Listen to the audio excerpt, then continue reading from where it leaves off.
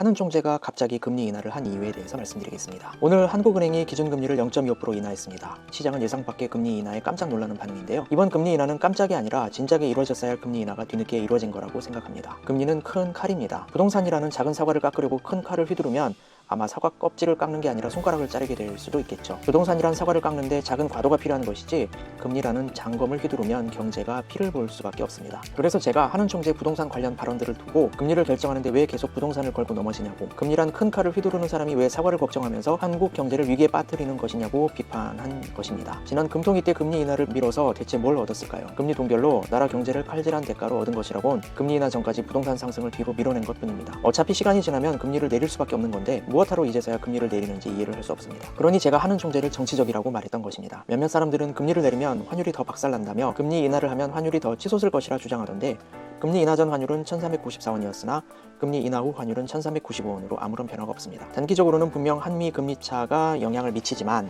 장기적으로는 오히려 한국 경제가 더 큰 영향을 미칩니다. 아무리 한국이 금리를 높여서 이자를 많이 준다 한들 고금리로 경제가 박살나는데 투자할 나라가 있을까요? 여러분은 몇 억이 넘는 큰 돈을 은행에 예치해야 할 때 이자를 많이 주지만 리스크가 높은 이 금융권을 찾을까요? 아니면 이자를 적게 주지만 리스크가 낮은 1금융권을 찾을까요? 5천만 원이 안 되는 돈은 이 금융권에 넣으려 하겠지만 몇 억이 넘는 돈은 대부분 1금융권에 넣으려 할 겁니다. 투자자들도 마찬가지입니다. 그 나라가 금리를 높여서 아무리 높은 이자를 준다 해도 경제와 신용이 좋지 않다면 투자하려 하지 않을 것입니다. 그래서 환율의 제일 목표는 금리차가 아닌 경제인 것이며, 금리를 내려도 경제가 좋아진다면 환율이 내려갈 수 있습니다. 최근 IMF에서 한국의 환율 충격은 그리 크지 않을 테니 경제를 위해 기준금리 인하를 권고한 것도 이와 같은 이유입니다. 마지막으로 한 가지 더. 사람들은 금리 인하했다고 집값 올라간다고 좋아하는데 부동산으로 단타치는 사람들이 많이 있을까요? 그렇지 않다면 당장 금리가 내려가는 게 뭐가 중요할까요? 중장기 투자를 기본으로 하는 부동산의 경우 금리를 내리는 것 자체가 중요한 것이 아니라 금리를 어디까지 내릴 것인지가 훨씬 더 중요합니다. 3.5%에서 금리를 조기 인하해서 2.5%에 안착하는 것, 3.5%에서 금리를 늦장 인하해서 1.5%에 안착하는 것, 과연 어느 것이 부동산 투자자들에게 유리한 선택일까요? 만약 제때 금리 인하를 하지 않아 경제가 망가진다면 망가진 경제를 살리기 위해 금리는 더 많이 내릴 것이고 금리와 역의 관계인 부동산 가격은 더 많이 오를 것입니다. 만약 이번에도 금리 인하를 미뤄서 경제가 더 망가졌다면 아마 금리는 더 낮아지고